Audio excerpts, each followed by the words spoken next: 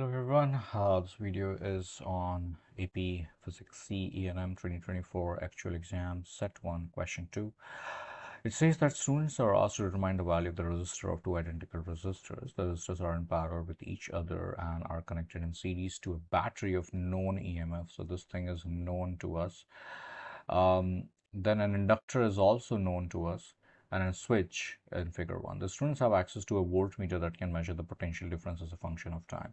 Students are required to measure a quantity that decreases with time to determine the value of resistance R. On the circuit shown in figure 1, draw the voltmeter using the following symbol with connections that would allow the students to correctly measure a potential difference that decreases with time. A couple of important things which can be measured is current, voltage across the resistor, and voltage across the inductor. These two behave in a similar fashion because V is equal to IR, right? So that behaves in a similar fashion. And we know that an RL circuit at t equal to 0, in this case, in the circuit which looks like this, where inductor is put in series, at t equal to 0, this offers infinite resistance and the current is 0. And eventually the current starts growing up and finally tapers to a point. So I know that the current is not something which decreases with time. If current is not decreasing or current is rather increasing with time, voltage of inductor voltage of resistor will also increase with time. However, now the voltage of inductor will decrease with time because the voltage of inductor is the EMF minus the voltage of resistor.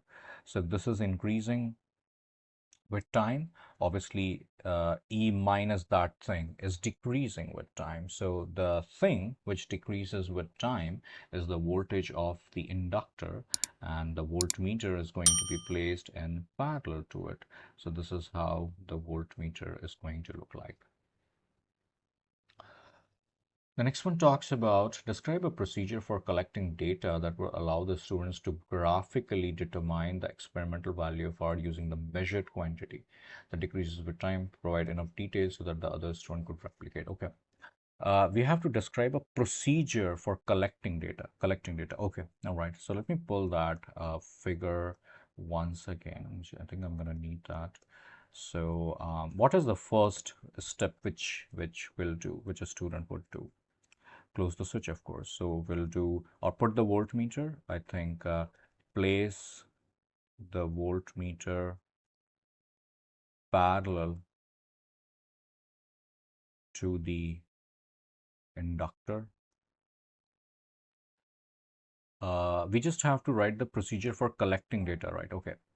So that they will graph it. Okay. Place the voltmeter parallel to the inductor. Okay. The next thing is close the switch. Uh, note down the values, or rather the reading, note down the readings of voltmeter at the instant of closing switch and some other value, and at some other time, I would say. Procedure for collecting data that would allow the students to graphically determine. But with this much, they are not able to, graphically determine, because we are not suggesting that what can they use over here. So note down the readings of the voltmeter at the instant of closing the switch and some other time. So at the instant that they close the switch, they will actually get the value of E, and some other time. We have to determine what that time is. Okay, so I'm going to borrow the equation of the voltage across the inductor, which is given by EMF times e raised to minus TR over L. That is the EMF, which decreases with time. Now, I am finding this using the voltmeter. And if I can get, for example, at t equal to 0, obviously I have the value of E, right? So this will enable me to get the value of the EMF. But now I need another value over here so that I can just solve this equation, because I will know the time from the reading. I know inductance. That's a known value, and I can use that to get the value, of R. So at some other time, I think that some other time can be mentioned as, perhaps this time can be, or this voltage can be 20% of E. I mean, why am I saying 20%? It's not like you cannot do 80% or 50% or 30%. I'm just saying that I'm just thinking that if you do 80% of E, maybe the time between closing the switch and the voltmeter's reading to drop to 80% of E will be too fast, and the student may not be able to accurately stop the stopwatch. That won't make that won't that will well inherit some errors on it, which we do not want. So that's why I'm saying that it should be like 20% of E, so that we get enough time to stop the stopwatch, and it will not be done in a haste. So that's what I think. Note down the readings of the voltmeter at the instant of closing the switch and some other time, and that other time can be, and some other time, including when the voltmeter reading as a function of time is 20% of E. And we already know E from closing the switch, right? So that's the thing which we can mention. In fact, fourth point can rather be the graph. So let's mark this as our fifth point. That fifth point will do the calculation. Fourth point can be a little out of space here. Let me write here. Fourth point can be with voltmeter reading on y-axis and time on x-axis, graph the points, or rather plot the points and plot the points and graph. And the last point is using this equation, at that, and the time when the voltage drops to 0.2 E, we can solve actually for the value of whatever time it is. Let's call it T1, R over L. We can solve for T1. We can solve for R. So this is the overall procedure which we can do in the experiment to find the value of R. All right, on the axis shown in figure, to produce a graph that represents the expected trend of the data, label the quantities graphed, sketch a line or a curve, and label any approximate intercept. So we know that this is going to be an exponentially decreasing function, which at t equal to 0 is maximum, right? At t equal to 0, this is just E.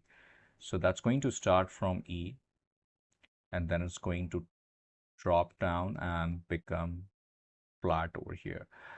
This thing is voltmeter reading. This thing over here is the time. This is the y-intercept, which is E, and this is the horizontal asymptote as well. The x-axis is the horizontal asymptote.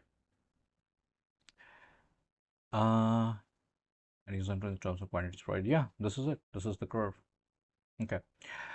Describe how the information from graph would be used to determine the experimental value of R. Now we can explore the point number 5. Basically, we can solve for it, right?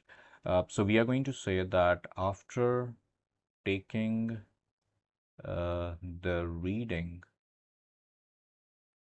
at 20% of E, the coordinate is, let's say, T1 comma 0.2 E. The equation which we have is the voltage across the inductor is given by E times E raised to minus TR over L. So we're going to replace VL with 0.2 E, and that is going to be E times E raised to minus T1 times R over L. One thing which we need to make sure is that R is not R here. In fact, we need to change in the step as well, because the R is going to be R over 2, because these two things are parallel, right? So 1 over R effective is going to be 1 over R plus 1 over R, which is 2 over R. That is going to be 1 over R effective. So R effective is going to be R over 2. So I think it would be safe to replace this R with R over 2. Let me just do that real quick. This is gone from here, and I think, yeah, so this will be TR over 2L, and this will also be 2L. Okay, and that's what I'm going to do here. This will be 2L over here, this will be 2L over here. E and E is gone, taking natural log both the sides, so natural log of 0.2 is minus T1R over 2L. Just going to do a little bit of cross multiplication here. So that's going to look like 2L natural log of 0.2 is equal to minus T1R. Let's flip the omelet. So minus T1R is equal to 2L natural log of 0.2. Let's divide both sides with minus T1. So R is 2L, negative 2L over T1 natural log of 0.2. If you're thinking that this will come out to be negative, no, it won't, because this is negative although, but ln 0.2 is also negative. So ultimately it will come as positive. So don't worry about that. So this is how we can, I mean, if you are interested not to, not comfortable with seeing this negative outside, you can write this ln 0.2 as ln of, kind of this, give this negative sign to here, so it will jump on the power, and 0.2 raised to minus 1 is just the reciprocal of it. 0.2 is anyway 2 over 10 or 1 over 5, and reciprocal of 1 over 5 is just 5. So if you're more comfortable seeing this expression, there you go. Otherwise, this is also obviously 100% correct. So this is how we will solve the experimental value of R. That's how we have. All right, starting with appropriate application of Kirchhoff's loop rule, derive but do not solve a differential equation that can determine the current of the inductor at time t, and express in terms of this. Once again, need the figure over here. So let me borrow this real quick. Okay, I'm going to redraw this figure.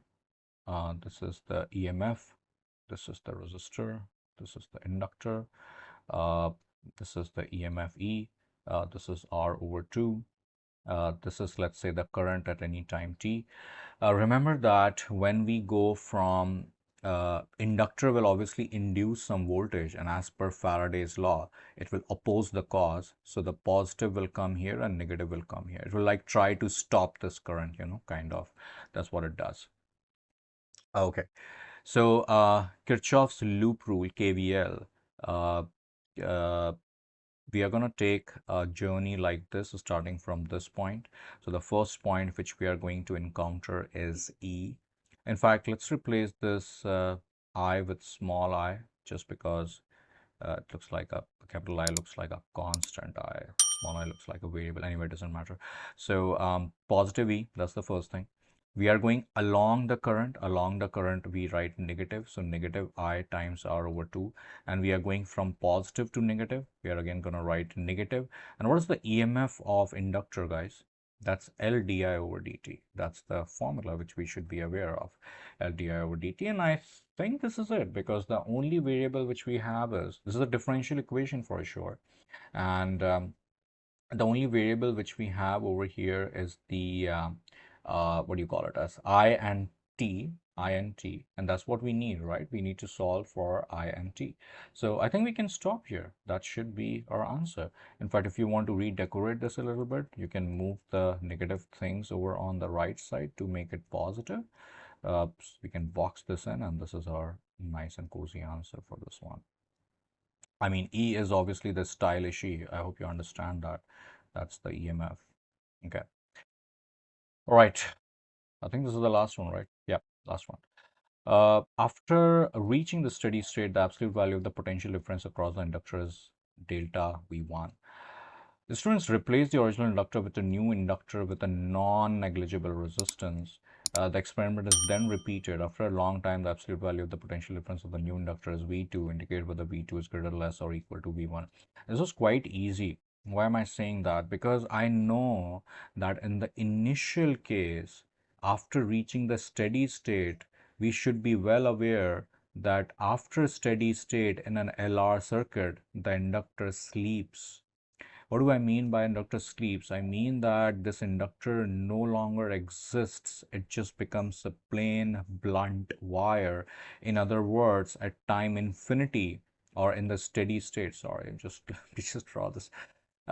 When t approaches infinity, which is also called steady state, voltage of inductor approaches zero, and the entire voltage of the battery is consumed by the resistor.